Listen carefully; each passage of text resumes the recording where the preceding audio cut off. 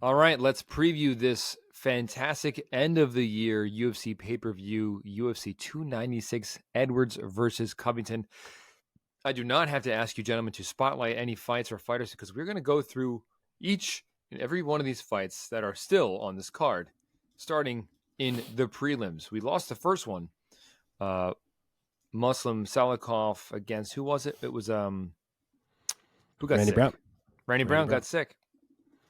Yeah. He came down with some kind of illness in the fighter hotel, apparently. That fight is off, which means we are starting now in the heavyweights with Martin Buday versus Shamil Gaziev. I'm going to preview them real quick until we get up into the the prelims and main card. So Buday, 32 from Slovakia, 13-1, bit of a prospect. Gaziev, also prospect, undefeated, 11-0 from Bahrain. Mark, give us your take and your pick. Grabbing the odds real quick because I did not have them. Martin Buday is the favorite. He is minus 135. Gaziev is plus 115. So pretty tight odds-wise to open up the card here. Same height, 1.5-inch reach advantage for Gaziev. And he is the one guy on this entire card who we're not all too familiar with. He's the only debutant on the card. But I understand he's undefeated. He's 11-0 with 10 finishes. Tried to watch a little bit. I mean, he has no easy ask here. Martin Buday is 4-0 in the UFC. He's coming off his best performance to date by far, where he looked like a beast. So this is no easy ask. But I know from what I've seen in Buday that he loves to lean on having that size and strength and just general girth advantage that he has in there over a lot of guys. And he's not going to have that against Gaziev. Gaziev is a big, strong boy, and I think he may be able to turn the tables and overpower Buday in this one. So I'm going to go Gaziev by submission in round 2. Omar? I think I'm going to go the other way. I think I'm going to go Buday here. I wasn't really a big Buday fan kind of going into it, but his last fight really did kind of make me change my opinion just a little bit. I thought it to be very impressive. So I'm gonna ride with Buday for this one. I'm not really sold on either one wholeheartedly either way. So I'll roll Buday here. I'm gonna go with a unanimous decision for this one. I think that somebody is definitely going to sleep in this one. Both of these guys are big time finishers, especially because these guys are heavyweights. I don't see this thing even getting out of the first round. So give me first round finish in favor of Buday, knockout. Let's go. Okay, featherweights here. We have Andre Touchy-Feely taking on Lucas Almeida. This is a very fun fight. Feely, UFC vet. He's now 22-10 with 1 no contest. Lucas Almeida, he is the 32-year-old out of Brazil, 14-2. Bit of a prospect now in the UFC after being on the Contender Series back in September. Omar, start us off this time. Give us your take and your pick. Feely versus Almeida. I mean, this right here should just go to show you how stacked this goddamn card is, because Andre Feely is is not the second fight on a card anymore nowadays. This card is so insane. Dude, Randy Brown was set to be the first fight on a card. That's even crazier. Yeah. 100%. 100%. This is a great fight, though, man. Both of these guys are scrappers for sure. Both of them are coming off of losses, but frankly, I mean, that has happened throughout their career. It doesn't really take away from what they bring to the table. I think both of these guys are very good, but I think Andre Feely might have just a small bit of an advantage when it comes to actually, Mark, who's bigger? I thought Andre Feely was bigger, but now I'm looking here and it says Lucas Almeida is 6 foot.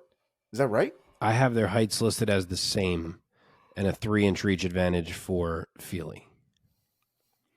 Oh, shit. I thought Almeida was much shorter than that. Oh. All right, well, that changes things a little bit. I thought he was shorter. All right, you know what? I'm going to go with Almeida then. The only reason I was really going with Feely was because I thought Almeida was shorter.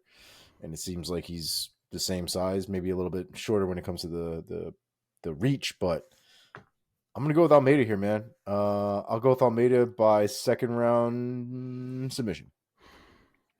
I'll go next, and I think Almeida's going to take this one. I think Andre Fili is a vet and a super talented guy, but he has been quite up and down as of late in his career for the past few years. So I'm going to go with the rising guy out of Brazil who has all finishes on his record. Give me Almeida round 2 finish as well. Mark? Mike, who'd you go in the first fight? I forgot to write it down. Boudet. Okay.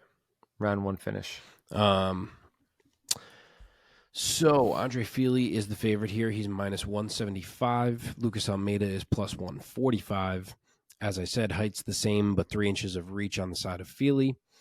I'm going to differ from you guys here. If Fili decides to strike with Lucas Almeida, this could be a really competitive fight.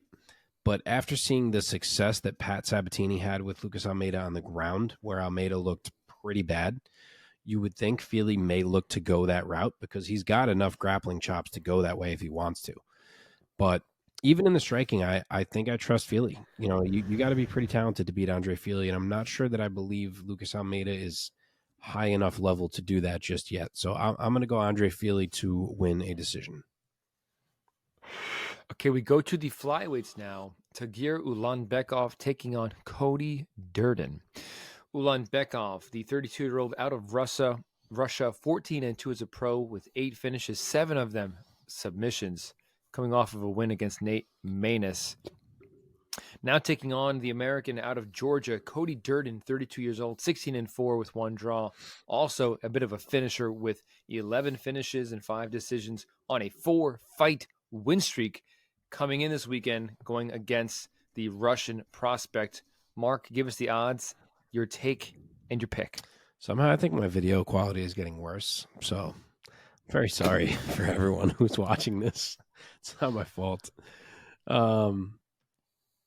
Okay, as for this fight, Ulanbekov is a minus 170 favorite. Cody Durden is plus 140. A lot of odds that are pretty tight here. We haven't even mentioned anything starting with a 2 as of yet. Height's the same. 3-inch reach advantage for Ulanbekov. I think this is a really great matchup that I see going one of 2 ways. I think it's either that Ulanbekov snatches a neck in the grappling exchanges and wins by guillotine, or that happens, but Cody Durden survives it and ends up on top and starts pouring it on. Because I do really think we see a guillotine as a moment. Durden fights a little bit reckless. He kind of leaves himself open at times on the ground, and Ulanbekov is always looking for that neck. So I think that moment will happen. That's, I guess, my random prediction for this fight. And I'm going to say that it plays out in the favor of Ulanbekov and that he gets it. So I will say round 2 sub. Okay. Omar. I actually think the craziness from Durden might work to his advantage. I think we've seen, he's no Tim Elliott, but I think we've seen Tim Elliott put some confusion on Ulanbekov in the past, and I think Cody Durden could potentially put him in a similar position just with his overall scrambling ability and his ground positioning as well. He does get a little crazy, and Mark's totally valid in thinking that there is a possibility that he can get his neck snatched up in a lot of that craziness. But I'm going to go with Durden. 1, because my picks aren't going to make any bit of a difference. I'm going to get my ass beat this year anyway, and it's going to provide a little parity. So let's go with Cody Durden by unanimous decision. Let's go. Okay. I'm going to go with the Russian, which could be no surprise because I feel like I often will go with the Dagestanis because there's something in the water over there, man. I think he's gonna snap Cody Durden's 4-fight win streak, and I really hope that Cody Durden gives this guy the toughest fight of his career. But give me Ulanbekov by UD at the end of the day. Okay, fun one here. Going up to light heavyweight, opening the prelims on ESPN2 and ESPN Plus. Alonzo Atomic Menifield taking on Dustin the Haniak Jacoby. So Menifield, the 36-year-old out of Dallas, Texas. His record stands at a very impressive 14-3 with 1 draw. Only 1 of his wins has gone the distance. He has 10 knockouts and 3 submissions, and he has not lost since 2021 against William Knight, which was a UD. I recall that being not a great fight. It was not. In his past 4 fights, he has 3 wins and 1 draw with Jimmy Crute, which he made into a win most recently in July by finishing him in the second round with a guillotine choke. And now he has a very tough test in Dustin Jacoby, the 35-year-old out of Illinois.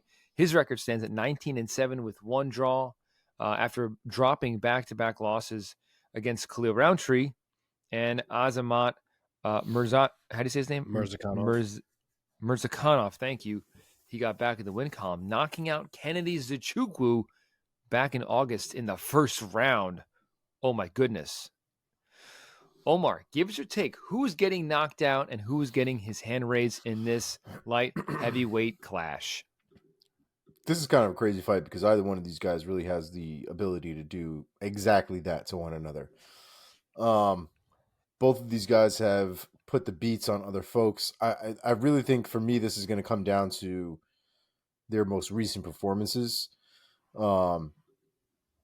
And for me, man, the Benefield performances against Jimmy Crute, I think have been fantastic. I think it shows his last 4 fights, I think, have been his most impressive, but his last one against Jimmy Crute, I think, was really the one for me that sealed the deal as far as where I'd be leaning most of my picks now with Alonzo Benefield for the majority, I would imagine, of the fights going forward, unless something crazy happens. But he's got power behind him.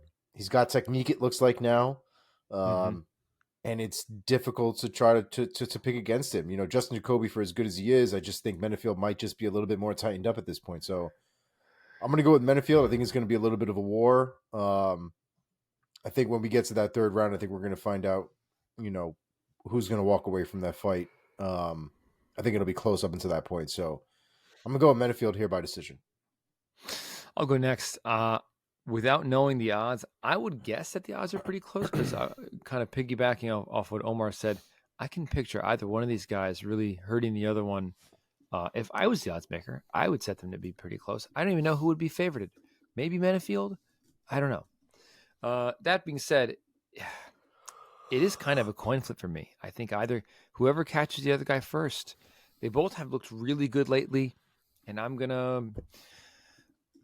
just gonna go with Jacoby. I just have a feeling I think that he's going to be first, and I think he's going to catch Benefield.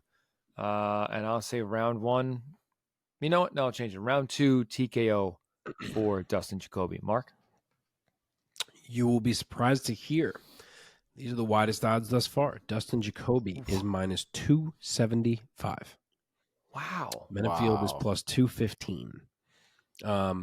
Who'd you just pick, Mike? I was trying to fucking fix my camera. Jacoby round 2 now. Okay, that's what I thought you said. Yeah, I'm with you here. Well, let me say first, 3 inches of height for Jacoby, but the reaches are actually the same. And yeah, Benefield is riding really high right now. He looks like he's in the best form of his career that we've seen thus far. But I just think Dustin Jacoby's a tough night at the office. And I think his comfort in the striking is going to frustrate Benefield in this fight. Like, Benefield may have some burst moments, and obviously if something big lands, of course he can win. But I think this more so plays out with Benefield getting more and more frustrated as this fight goes on. I think Jacoby will get his timing down, get the range down, and either just start picking him apart or maybe even find a finish later in the fight. But I'm going to go with a UD for Dustin Jacoby. Okay. Omar, did you go? I did. Okay. Let's keep rolling on. Sorry for the brain fart. Women's flyweight, Casey O'Neill taking on Ariane. How do you say her name? Ariane? Yes. Lipsky. Casey O'Neill. God, this is such a good fight. Oh my God, this whole fighting card. It's kind of overwhelming. Casey King O'Neill, the 26-year-old out of Irvine, Scotland.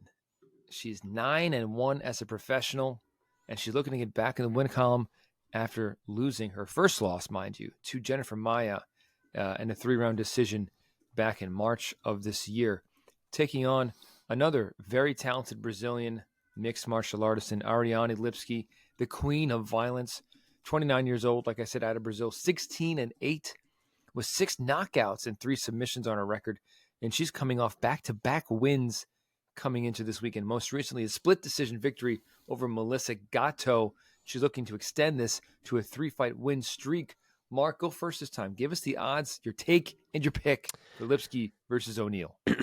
So O'Neal's the favorite here. She's minus 190. Lipski's plus 160 as the underdog.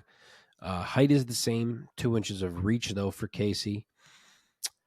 I debated this one because I'm not terribly sold on Casey O'Neal.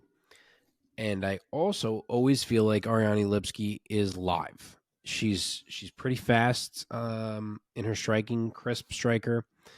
So I was tempted to go with the upset here, but I think in the end I'm going to go Casey O'Neal. I think what I see is maybe just Casey finding enough takedowns and enough control moments to maybe combat a couple hairy moments on the feet. And maybe even she gets on top and really earns some solid points with her ground and pound. So I do think Lipski could potentially get this done. She's one of those girls who I always feel like is live for an unexpected win just because of the way her game is. But like even on the mat, she could find a sub Lipski. But I'm gonna say Casey O'Neal wins a UD. Omar? I'm in the same boat. Yeah, I'm in the same boat. I think Casey O'Neal, I think, is just the better fighter. I think she obviously ran into a Jennifer Maia, which is going to happen. I wasn't even particularly impressed with that fight, if I remember it right. But I do think she's the better fighter. I think she's going to come out on top here looking pretty dominant, if we're being honest. I'm sure, like Mark said, she'll have a couple of moments in there where she might need to be in her P's and Q's to make sure she doesn't get knocked the fuck out. But overall, I think she's going to work her ground game quite well, and I think she'll come out on top. So I'll go with Casey O'Neal by decision. We are unanimous on this one. I am also taking O'Neal by UD. I think Lipski is a fan favorite, and for good reason, but I think O'Neal is kind of the real deal at flyweight. I've really been impressed by her and her kind of no-nonsense attitude and her approach to the fight. Give me O'Neal by UD all day in this one. Okay, going up to the bantamweights, a fight that we have alluded to earlier in this show tonight. Cody Garbrandt taking on Brian Boom Kelleher. So Cody, no love Garbrandt, really needing no introduction to MMA fans. He is the 32-year-old out of Ohio, 13-5 as a pro. Man, for a veteran at this point in the game, kind of a small record for somebody who's kind of been in the public eye and been in this sport now for a number of years. That being said, his record speaks for itself in terms of his body of work. 13 victories, 10 of them are knockouts. Most recently, he got a UD win over Trevin Jones earlier this year in the spring. And now he'll take on Brian Boom Kelleher, the 37-year-old out of Selden, New York on Long Island. His record stands at 24-14 as a professional with 18 finishes to his name. Very much looking to get back in the win column over the biggest name of his career thus far, because he is on a 2-fight skid right now, both submission losses against Umar Nurmagomedov and Mario Bautista back in June. Omar, go first. Give us your prediction for this bantamweight clash between Garbrandt and Kelleher. This one's difficult because there's a world where Brian Kelleher could win this fight, I guess. I just don't know if I'm really there yet, right? It's Cody Garbrandt losing this fight to me just doesn't compute in my head. I just think Cody's boxing, his striking overall, I just think he's better. I think he's more technical. I think his ground game is not to the point where it'll be difficult for him to defend against what Brian Kelleher brings to the table. I just think overall he's a better fighter. But the reality is I don't know. None of us really know what kind of consistency this man has with his performances anymore. We don't really know, what that mental game is like anymore. I think we've seen what he's able to do physically, and I think we all know that he physically has the ability to win these kind of fights. But we've seen him shit the bed time and time again. And it's not even like that last fight that he had against Trevin Jones was some blowout performance. If anything, it was a significantly reserved performance overall. Not the typical Cody Garbrandt that we're used to seeing. So it's really difficult to put my finger on where Cody Garbrandt is in his career at this point, what performances we should be looking forward to now. So until I have a better handle on it, I'm just going to stick with Cody Garbrandt. Like I said, I just think he's the better fighter overall. I'm not going to get crazy with the pick. I'm going to go Garbrandt, unanimous decision. Yeah, I'll go next. I think this one is the kind of levels to the fight game kind of a fight. And even though Cody, there is a lot of red on his record in the past couple of years. I still got to believe that he's going to be a step above and a step ahead Brian Boom Kelleher. And I'm a fan of Kelleher, man. I really am. And dude, you said it perfectly. Like there is a version of this. There is a world where Brian Kelleher can win this fight. But for some reason, I'm going to stay with Garbrandt here. I'll take Garbrandt by knockout, which would be handing Kelleher only his second knockout loss. But I think if anybody can do it at bantamweight, it is Cody Garbrandt. Give me him by knockout in round 3. Mark? So Cody, a little bit surprisingly to me, is a minus 200 favorite. Brian Kelleher is plus 160. 2 inches of height, 1.5 inches of reach on Cody's side of things. And yeah, Cody Garbrandt is going to knock Brian Kelleher out, or I am going to be very disappointed in him. We have seen the highest of highs from Cody Garbrandt. The man was clowning Dominic Cruz in a title fight. He cannot have fallen this far. Yes, Kelleher is tough. Yes, he has power. Yes, he has a nice guillotine. He has things that can give guys problems.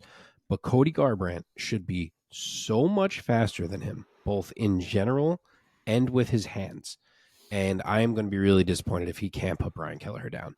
Give me Cody Garbrandt, round 1, knockout. Oh, shit. Okay. Round 1. You're saying he's going to go out and light him up. Mark's like life is either correct or it's not. Okay, let's go up to here the featured bout on the prelims of UFC 296, Edwards versus Covington, which, by the way, is going down at the T-Mobile Arena in Las Vegas, Nevada. They always put down Paradise on the Wikipedia. Yeah, it's weird. I'm sure technically it is like a village of paradise or whatever the fuck. But anyway, featured bout on the prelims on ESPN2 and ESPN Plus. In the women's bantamweight division, Irene Aldana looks to get back to her winning ways against Carol Rosa.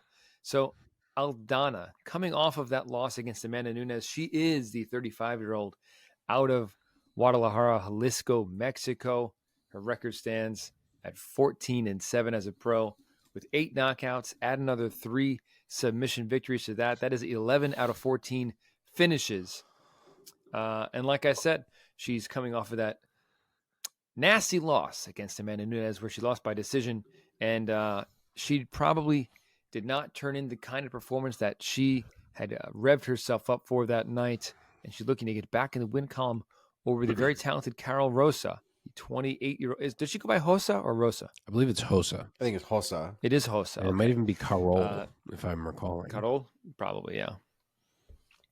28 years old out of Brazil, 17-5 with 11 decision wins, and most recently getting another one of those decision wins, a split decision over Yana Santos, previously Yana Kunitskaya, back in July of this year. Omar, give us your take and your pick first for this one of Aldana versus Hosa.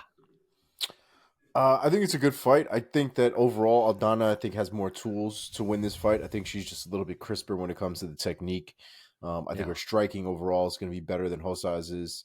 And I think the ground game overall will probably work in Aldana's favor if she decides to take it there. I don't think either one of these women are going to finish in this fight. But I think Aldana will most likely cruise in this fight, just kind of thinking about the level that she's at. So I'm going to go with Aldana here by unanimous decision. Yeah, I'll go next. I'm with you. I mean, I think it's also a little bit of Viva Mexico, and I always find myself rooting for Mexican fighters. That being said, I think Aldana just wasn't herself in that fight against Nunes, probably because it was Nunes, and you're fighting the person, but you're also kind of fighting the aura when you're in there with somebody like the champ Amanda Nunes. And I think Aldana is going to snap out of it and get back to her winning ways. And I'll say that she finishes Carol Hossa. I'll say she gets the submission, a club and sub, in the third round. Mark? So she is favored. She's minus 195. Hossa is plus 155. 4 inches of height and only 1 inch of reach, though, for Irene Aldana. And yeah, I mean, you said it. She looked very bad against Amanda Nunes. There is no getting around it. But it's almost like I said the last fight. She better beat Carol Hossa. You know, she should be the significantly higher level boxer. I don't expect Hossa to be strong enough against Aldana to be able to play the clinch and hold game that we see from her occasionally. And I don't even think her grappling should be much better to be able to outclass Aldana there. If anything, Aldana's grappling might even be better than hers. So Aldana should be better throughout this fight. And if she has any hopes of staying near the top of this division, she better show that in this fight, unlike her last one. So yeah, I will go with you guys, and I will say she wins a UD. Okay. Let us now go to the opening bout of the main card of UFC 296. Here we go in the featherweight division. Josh Emmett will take on Bryce Mitchell, who's stepping in on short notice after the original opponent, Giga Chikadze. What did he injure? His knee? Or his groin? I forget. Do we know? I don't even know, dude. I watched the video. I watched the clip of his training. He like threw a body kick in training and just like went down. I think it was his knee. I could be wrong about that though. Anyway, you know what? Let me fucking look at this. Killing my fucking momentum, but who gives a fuck? Torn groin. Good God. But anyway, a very similar stylistic matchup for Josh Emmett steps up in Bryce Mitchell. So he probably didn't have to change anything up in his game plan. Sarcasm. Okay, Josh Emmett, 38 years old, out of Sacramento, California. His record stands at 18-4 with 6 knockouts on his record. Coming off back-to-back losses against Yair Rodriguez in February of this year and Ilia Topuria in June of this year. Nothing to hang your head about with those back-to-back losses, but either way, I'm sure he is very much wanting to get back to his winning ways this Saturday against Bryce Mitchell. Bryce Mitchell, Thug Nasty, the first UFC fighter ever to be granted the ability to wear camo fight trunks in the cage. Fighting out of Sherwood, Arkansas, USA. He is 16-1 as a pro.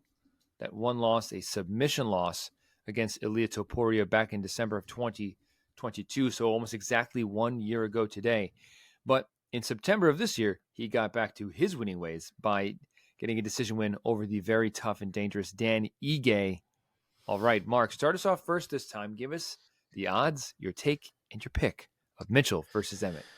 So, this may be surprising. Bryce Mitchell is a minus 225 favorite in this fight. Josh Emmett is plus 185. Never did I ever think these would be close to that wide. As for the measurements, 4 inches of height for Bryce, but the reach is the same. And yeah, Bryce steps in on short notice to replace Giga, as you said. Maybe it was about 2 weeks ago. I can't 100% recall exactly when that was, but something along those lines. And I think Josh is another guy kind of that Dan Ige mold who, if Bryce fights his fight, he can beat. Now, granted, that fight with Ige was really damn close, and if Josh lands as cleanly as Ige did a couple times in those moments, maybe Bryce falls. You know, maybe Josh does hit a little harder than Ige does. At least he's certainly built that way. But this is a big shift in game plan for Josh Emmett, going from the striking of Giga to the wrestling of Bryce, not that much time. And I just think that in a 3-round fight, all Bryce has to do is make sure he can wrestle his way to winning 10 of these minutes. And I think he can do that. Plus, he does have a chin. He's shown us that. Now, again, maybe that doesn't matter when you get hit by Josh Emmett. Obviously, we'll see. But I think Bryce is going to push a pace here. I think he'll be relentless, frustrate Josh with some takedowns, maybe some back takes and things of that nature where Josh is stuck defending and time is ticking off the clock. And I understand that Josh can wrestle. And this is why I thought the odds were going to be significantly tighter, because Josh can wrestle, and it's very easy to say, he'll stuff a bunch of takedowns, and then in a striking match, he's going to flatline Bryce Mitchell. But I'm going to go the other way. I'm going to say Bryce can grind this out. I will say UD for Bryce Mitchell. Yeah, dude. Even though Bryce Mitchell is stepping in on short notice on this fight, the stylistic matchup is just too much in his favor, I believe, for him to not win this fight. His wrestling is too good. It's just too smothering. And even though Josh Emmett packs some serious power, which, by the way, I'm always a little surprised when I see on his record, in 18 wins, he has 6 knockouts, and I think of him, and he is such a knockout threat. So that's always interesting. But that being said, look, is there a version of this fight where Josh Emmett can and does catch Bryce Mitchell and stun him and hurt him and maybe jump on him and get the win? Yes. But like I said, even on short notice, I'm going with Bryce Mitchell. I think he's going to have that wrestling, and I think he's going to smother Josh Emmett. I think I'll go there and I'll say Bryce Mitchell gets another submission win over Josh Emmett. I'll say round 2, rear naked choke for Bryce. He's going to take him down, advance his position, and eventually he's going to find the choke. And Bryce is going to get another nice big win at featherweight. Omar.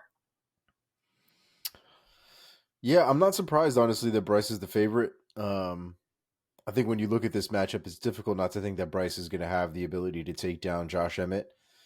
Mm-hmm. I think the thing for me is I think we're going to end up seeing probably not the most exciting fight. I don't think that Josh Emmett is going to get choked out in this fight. I don't think he'll get submitted. But I do think he's going to spend the majority of this fight trying to keep Bryce Mitchell from doing exactly that. And I think as a result of it, Josh Emmett will spend probably no time in that fight actually fighting. I think Bryce Mitchell is just going to grind a win out by not letting Josh Emmett do anything. Probably won't be, again, the most exciting. It might be relatively dominant, though. But I do see Bryce Mitchell winning. I will go Bryce Mitchell, unanimous decision.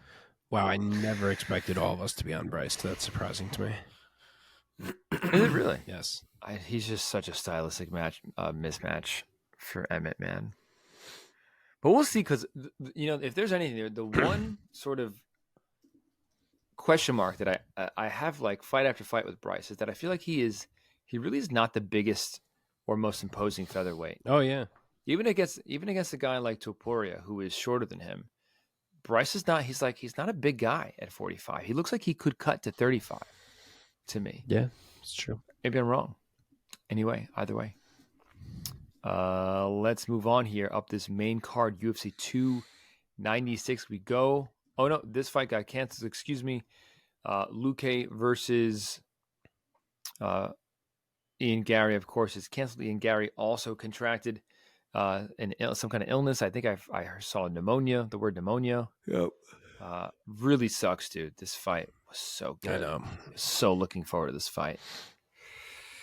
So we go on to the next one at lightweight. Tony Ferguson taking on Paddy Pimblett. Tony El Kukui Ferguson, the 39-year-old out of Oxnard, California. His record stands at 25-9 with 12 finishes by knockout, another 8 finishes by submission. My goodness, though. Tony Ferguson desperately needs a win to get back in the win column here after 6 consecutive L's. Now, again, like I said earlier about, I forget who, might have been about Josh Emmett. None of these wins are anything for him to hang his head low. He has lost to Justin Gaethje, Charles Oliveira, Beneil Dariush, Michael Chandler, Nate Diaz, and Bobby Green. These guys, Tony has always been fighting the who's who at lightweight, even though the Nate fight was at 170, I believe. But that being said, Tony has not looked great as of late, but he's going to be looking to turn things around on Saturday night when he takes on the young Paddy the Baddy Pimblett, the 28-year-old out of Liverpool, England, whose record coming into this weekend is 20-3. And out of his 20 victories, he has 6 by knockout and another 9 by submission. And he is on a 6-fight win streak coming into this Saturday night. Most recently, the bullshit decision over my man Jared Gordon back in December of last year. So here we go. Pimblett versus Ferguson. Omar, go first this time. Give us your take and your pick. I want to remind everyone that I hate this fight. I hate this fight. I hate that Tony Ferguson is where he is, that we're at where we're at. But it is what it is, and here we are. So I want to believe in Tony Ferguson. I want to believe this isn't the end. I want to make sure I want to believe the best in Tony Ferguson. And it's not even really like I'm on this Paddy Pimblett train hard at all. I'm not. But like I'm just not feeling it in my jellies right now. I'm not feeling the support for Ferguson the way I want to. It's really hard to, Ferguson's fought some of the greatest guys now, guys that are still in division, guys that are still doing it. So I don't want to like discount the difficulty that he went through in facing the guys that he's fought in the division, but he's gotten fucked up a lot. More recently in his last few fights than he has in his entire career. So it's difficult to pick him, man. With a broken heart, I'm going to go with Paddy Pimblett here by unanimous decision. Yeah, I'll go next, and I think this is just not the fight. This is just not the fight for Tony. I honestly don't know what is. I mean, I, for one, as a humongous fan of Tony Ferguson, would love to see him retire after seeing him lose these 6 fights the way that he's lost. I mean, Omar's right. Like he's been fucked up a few times. And at his age, you don't want to see that. And Paddy the Paddy Pimblett, man, a lot has been said, especially after his last performance against Jared Gordon, where fans are like, this guy's coming in with all the hype, and he does have a ton of hype, but he is not as good as the hype. All that being said, Paddy Pimblett is no joke, and he is not an easy fight for anybody. And I do not think that he will be an easy fight for Tony. I think Paddy is a bigger lightweight. I think he has, I don't think he has the best striking, but I think he is dangerous in certain ways, and he obviously is very solid on the ground. So for that reason, I'm going to go with Paddy by unanimous decision. Mark? Yeah, so Paddy's a pretty big favorite. I think probably the biggest one we've said so far tonight, which is minus 310. Tony Ferguson is plus 250. Tony is 1 inch taller. He does have a 3.5 inch reach advantage. Now we have this David Goggins version of Tony, the latest version that we're being asked to believe in, which is honestly very random because if there's one fighter who seemingly didn't need what David Goggins brings, It's true. it would have been Tony Ferguson. Like he's already Well said. the David Goggins of MMA in a way. He is. You're right. But who knows? Maybe he's in a better place and Goggins has helped him. I guess we'll see. And yeah, I mean, as you guys know, I'm certainly not any huge believer in the talent of Paddy Pimblett at an elite level. I think prime Tony would have pieced him up, but Tony has lost 6 fights in a row. He hasn't won a fight since 2019, so we are far from the prime. And as much as I'd love to say this is the one where he makes it happen, it's just hard to trust that. If Tony had a little more speed still in his game, I think maybe I could convince myself that he catches Paddy and because Paddy's chin is in the air, so maybe catches him and blitzes him in some fashion. But I just feel like he's gotten too slow. And beyond that, I think we may see a lot of wrestler, grappler Paddy in this fight. I think he looks to take this down and see if he can impose his will there. Because more and more lately, we're seeing that Tony can be beaten on the mat. And I think Paddy can maybe take his back and cause some problems. So I will go Paddy Pimblett, round 2 submission. Okay. Okie dokie. Man, it just gets better and better with this card. My God. Here we go.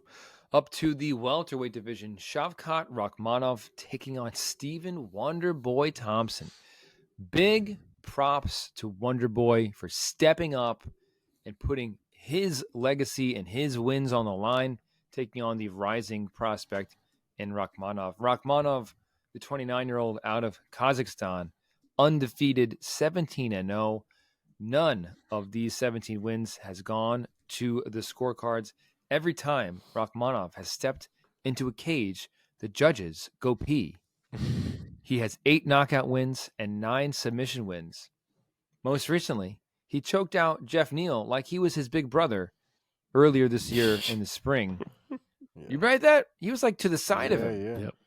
That was some crazy stuff. And Stephen Thompson really needing no introduction to MMA fans. The UFC vet has been here for about 10 years now. We've been treated to Stephen Thompson karate performances. He is 40 years old now, out of Simpsonville, South Carolina. His pro MMA record stands at 17-6 with 1 draw, with 8 knockout wins on his record. Most recently, knocking out the very dangerous young Kevin Holland back in December of last year. So it has been a year since we saw Wonder Boy. Omar, start us off this time. Do you think that Stephen Thompson can pull this off and take the O from Rachmanov? I want to believe in Stephen Wonderboy Thompson, right? I think striking, I don't think that Rachmanov is going to have a good answer for what Wonderboy has to offer. And I think that's like that for most people that Wonderboy is going to fight. But Rachmanov, I think, has shown that he's equally good at the grappling as he is in the stand-up. The real issue is that Wonderboy is really good at ground game to a certain extent, right? He's not going out of his way to submit somebody, but he's very difficult to submit. I want to believe that Thompson can stop the takedowns. We know that he works very hard at doing that. But Rachmanov just seems to be like a bigger, stronger beast. And if his performances are consistent in the performances that he's had in the past, he only needs 1 takedown. So I'm going to go with Rachmanov here. Another one that's going to break my heart. I'm going to go with Rachmanov, 2nd round submission. Mark. Oh, I don't have odds. Not a good start. Oh my God, the odds. Holy fuck. Shavkat Rachmanov is minus 650. Shit. Wonder Boy Wow. is That's plus disrespect. 470. Wow. I mean, the dude choked out Jeff Neal without any proper technique. Yeah. So yeah, Shavkat's 1 inch taller, 2 inches of reach on his side, 17-0 with 17 finishes, as you said. But we did finally see him look human against Jeff Neal. You know, for until that finish came, he was in a fight with Jeff Neal, and we hadn't seen that to this point. So is that enough to convince you to maybe roll the dice on Wonder Boy? I don't know.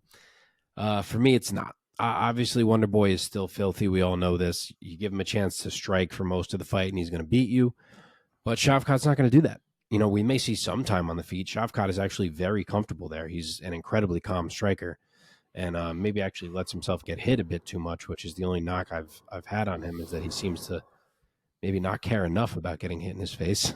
But he is also a smart fighter, and I think he's going to use his ability on the feet to find entries, to get this thing down to the mat. And you know, whether he shoots or more likely just presses Wonder Boy to the cage, leans on him, looks for trips, I think he does bring this down to the mat a couple of times, you know, maybe a few times, whatever it takes. And unfortunately for Wonder Boy, as much as he's improved his takedown D and improved his anti-grappling throughout his career, there's still an elite level of grappler that gets the better of him, that he struggles against. And Shavkat is absolutely on that level. And in the obvious statement of the century, Shavkat is always hunting for the finish. He's not going to lay there. He'll be throwing strikes. He'll be trying to set up subs, and I think he'll get it. So I will say a round 3 submission for Shavkat. Here's the thing. Rachmanov is so complete, and he's so good. And I think one of his best attributes is his fight IQ as well. This reminds me, I feel like it's going to remind me of Wonder Boy's fight against Darren Till, taking on a welterweight who is just going to be too big and too strong for him, and too young and too much momentum. I could see Rachmanov hurting Wonder Boy in certain spots, look, nobody's a bigger Wonder Boy fan than me, man. And do I want Wonder Boy to make us all drop our beers in amazement and be like, holy shit, he's fucking putting on another fucking clinic against this guy? Yes. But the reason why Rachmanov is minus 600 is because we're all taking him. Okay? And I will take him as well. And I'll say that he does get the finish. I'll say some kind of club and sub in round 3. Yeah. Sad. Hashtag sad. Wonder Boy. Okay. That's what we need. We need Jack Black literally in his corner. No, but seriously, Jack Black should play him out one of these times. That'd be awesome. Before it's too late. That would be That'd fantastic. be fucking dope. All right, boys. Here we are. Co-main event UFC 296. And this co-main event, Alexandre Pantoja puts his new UFC flyweight title on the line against Brandon Raw Dog Royval. So Pantoja, the cannibal, the 33-year-old out of Rio de Janeiro, Brazil. His pro record stands at 26-5 going into this Saturday with 18 finishes, and he's riding a 4-fight win streak coming into this weekend, including his most recent title win over Brandon Moreno and including a submission win over Brandon Royval. So here we go. Brandon Royval getting his opportunity because he himself, not only being one of the most exciting flyweights on the roster, is on a 3-fight win streak coming into this weekend. Royval, let me back up, 31 years old, fighting out of Englewood, Colorado, USA. His pro record stands at 15-6 with 13 finishes, 9 of them submissions. And when this man fights, you don't blink, motherfucker. You don't blink. Okay, Omar, start us off. This fight, guaranteed fireworks. Who's coming out on top? Both of these guys are fantastic. You guys have heard me talk about both of these guys highly equally. I think really what we're going to run into is Brandon Royval is obviously the guy that likes to scramble a lot, that likes to create opportunities, that likes to take opportunities as they come. Pantoja is just, I think, in my opinion, a little too technical. I think there's a calmness about his game that doesn't allow him to get sucked into the chaos that people like Brandon Royval like to create. And I think as a result, Pantoja is going to have a nice measured approach to the striking. And then if it goes down to the ground, I think he's going to be able to do work down there as well. I don't think that Brandon Royval is going to be able to out-grapple him on the ground. So I'm going to go with Pantoja here. I'm not sold that there's going to be a finish in this fight. But I do think that Pantoja is going to walk away here with the belt, defending it, and still. Decision. I'll go next because you guys know who I'm picking. I'm just getting this out of the way. I'm going with Royval because he's my guy, and he has been for a little while now. I do think that there are opportunities for Royval to win this fight. I mean, look, Pantoja fights fucking flawlessly. But that being said, Brandon Royval fights with an electricity, and like Omar said, he likes to scramble, and he likes to find moments in these moments of chaos. And when he wins, sometimes he wins in magical ways with violence. So I will be going with Royval. He's already lost to Pantoja once, so why not? That being said, on that note, I will say I think Royval has been getting better and better, and it shows now he's on a 3-fight win streak over some tough competition here. I'm going to say why not? Royval can get one of his own over Pantoja. And I'm going to say that it's going to happen in one of those crazy scramble moments. It is very possible that Pantoja just doesn't let that happen. But that's where I'm going. I'll say Royval in a 5-round fight. I think he gets it done in round 2. Mark, tell me why I'm wrong. I wondered if you'd back your boy there. Well done. Thank you. Pantoja's favored, minus 190 for the champion. Brandon Royval is plus 160.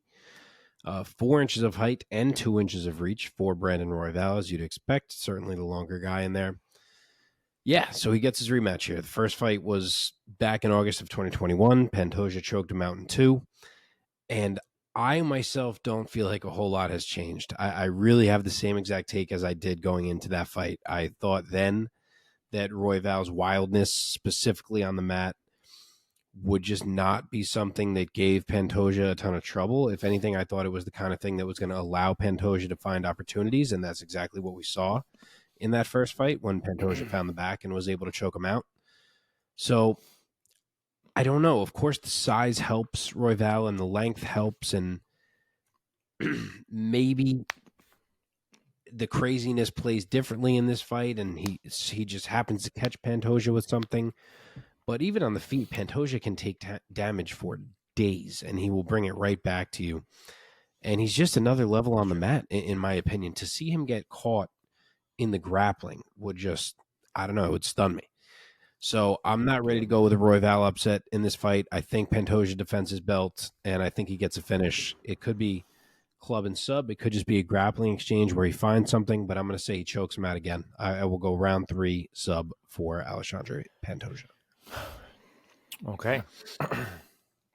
Here we go, guys. Main event, UFC 296, headlined by Leon Edwards, putting his UFC welterweight title on the line against Colby Covington. So Leon Rocky Edwards, the 32-year-old out of West Midlands, England, his pro record stands at 21-3 with 1 no contest. 10 finishes on his record. 7 of those are knockouts. The man has not lost a fight since December of 2015, a unanimous decision loss against Kamaru Usman. This is pre-title Usman. And he's been on a tear ever since, man. The guy is just a winner. He has avenged that loss to Kamaru Usman with his most recent 2 victories. Head-kicking Usman to take the title. And then because Usman had a very extensive and impressive welterweight reign, he got that immediate rematch. But it did not matter. Rocky Edwards took it by a majority decision after 5 rounds back in March of this year.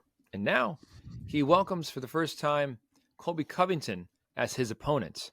Colby Chaos Covington, the 35-year-old out of Oregon, 17-3 as a pro with 8 finishes, 4 knockouts and 4 submissions, known for his motor, also known primarily as a grappler, and most recently he UD'd the great Jorge Masvidal in March of 2022. So almost, more than a year and a half ago, we have not seen Mr. Covington, and now he's back and right back in a title fight. I believe this is his 3rd challenge for the welterweight belt. The first 2 times he was turned away by Kamaru Usman, both times. And now he's challenging against Mr. Edwards. And things sure did turn personal at the press conference today with some real Colby Covington shenanigans. Maybe you guys want to touch on that. But Mark, start us off with the odds and your take and you pick. So the odds are pretty tight. Leon Edwards is minus 165. Colby Covington is plus 135. 3 inches of height for Leon. He's the bigger man. 2 inches of reach as well. I have debated this one for a while. I have landed on Leon Edwards, but I'm going to tell you why I considered Colby here as much as I did. Leon Edwards can get frustrated in there when he can't find the space to throw that he wants to have. And also when the pace of the fight is not what he wants it to be. Like as an example, think about what was happening to him in that first Usman fight before he found the knockout.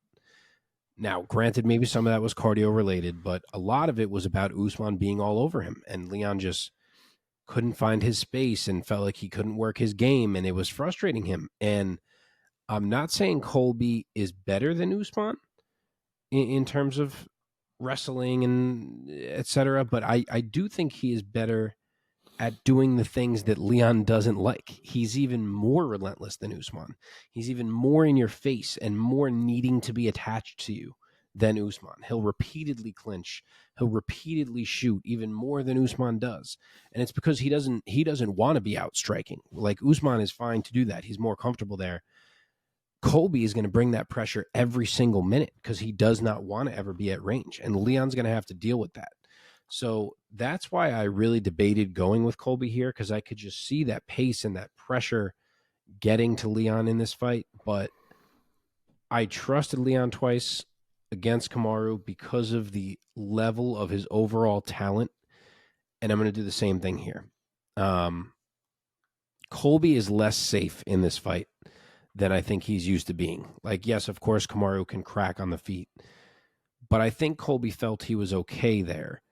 Whereas the exchanges with Leon are going to be much more dangerous and make it harder for Colby to ever reset, simply because of how many weapons Leon uses on the feet.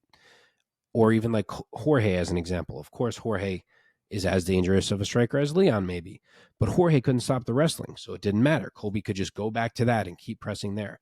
Leon can stop the wrestling and force resets. So I think Colby is going to have to wade through more danger than he has against any of his recent opponents, just because Leon's game is the most well-rounded, dangerous game that he's seen in a while.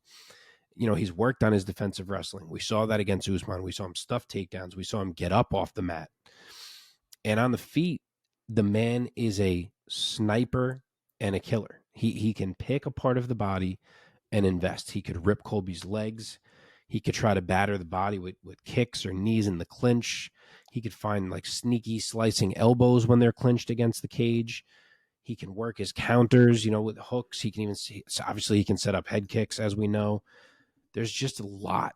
25 minutes in the cage with Leon having to worry about all that when you only have one avenue, which is I got to go forward. I got to keep this pace. I got to grind him out. It's a really big ask. So with all that said, I would not write off Colby being able to do it, but I'm going to go with Leon Edwards. I think it's a competitive fight where Colby's eating some big shots at times and is seemingly okay and still pushing forward or hunting takedowns or whatever it may be. But then at a certain point, he's eating another big shot on a reset, and then he eats another big shot on a reset, and then just becomes too much, and he wobbles, and Leon follows him and finishes him. So I'm going to say round 4 TKO for Leon Edwards. Omar, who's coming away with the belt? I'm not going to give you a rundown just because Mark kind of took a lot of the same points that I was going to make, but the biggest of them really is that Leon Edwards can stop the wrestling, and I think that's really what's going to make the big difference. The biggest thing I've always said about Colby Covington is that he's a very good mixed martial artist in the fact that he can do that. His game relies on every single aspect working for him. He's not necessarily, in my opinion anyway, not necessarily exceptional at like kind of the way we were just having this John Jones conversation. I don't think Colby Covington is an exceptional striker. I don't think he's necessarily an exceptional wrestler by itself. I don't think he's necessarily an exceptional grappler in general. I think if there's one thing to me that's extremely elite about Colby's game on an individual level, it's his cardio. His cardio is disgusting and definitely an asset in the cage. I think the thing that makes Colby dangerous is the fact that he can put all of those tools together effectively. So the cardio, the wrestling, the striking, all of that stuff he can link together without ever really taking a beat. And that makes him a real problem. I think Leon, though, will be able to control some of that pace. He'll be able to mess with his timing a little bit. And I think a lot of that is going to come from him being able to nullify a lot of the forward pressure and a lot of the takedowns that Colby is going to present. So I think when it comes to the striking, I think Leon is probably not going to have that much of an issue. I think he's probably going to find a lot of openings early that are probably going to force some takedowns to be thrown by Colby. And I think once Leon kind of establishes that he's not going anywhere and he's not going down to the ground, I think it's going to be a pretty short night for Colby, if we're being honest. So I'm going to go with KO round 4, Leon. Same round. There are interesting similarities and dissimilarities between Covington and Kamaru Usman. Mark, I agree completely that Colby is even more relentless with his clinching and grappling and mixing things up. But what is different and makes this very interesting to me is that Covington is not a big welterweight. He is a guy who I think would definitely benefit from a 165-pound division, and he's giving up, I think, a bit of size and, in that same vein, power against one of the most dangerous strikers on the roster. And even though Usman was bullying Edwards for 4.5 rounds in that fight, really not the first round, but really 2, 3, and 4, and then heading into that 5th, and knowing and seeing that Edwards only needed a sliver of rhythm to do what he did to Usman. I think that he certainly can and probably will do that to Covington, especially since at the press conference, Covington said to him, "I'm going to take you to the 7th circle of hell. We'll say hi to your dad there." Yeah. So I think he's really, poking the bear here, and maybe maybe that's what he wants. Maybe he thinks that's what he wants. Maybe he thinks he's getting under his skin. I think he thinks and that's what he wants. Yeah, we'll see. Yeah. But I think it's more than poking the bear. I think he slapped the bear across the fucking face. I think it's right. I think he got the exact reaction he was trying to get, and now he feels like, yes. all right, good, I got him. He's razzled. Whatever word I'm trying to say that I can't think of. Like frazzled. There you go. Thank you. He's razzled and dazzled. So to me, after seeing that press conference and what he said to Edwards and Edwards' reaction, it's hard for me to pick against Edwards even more so. Because I'm like, oh man, this guy's going to go in there and avenge his father's, this insult. So yeah, I'm going with Edwards. I'm going to say knockout round 3. Very nice. But look, going back to what you were saying earlier, Mark, I think there is a version of this fight where Colby manages to execute his game plan in a similar fashion that Usman did, and not fuck up and not get caught. Yeah. And get out of there after 5 rounds with a UD. No, I agree. I think that's very possible. I think it's possible. And obviously pretty possible. The odds makers and the bettors think it's possible too, because the odds are pretty close.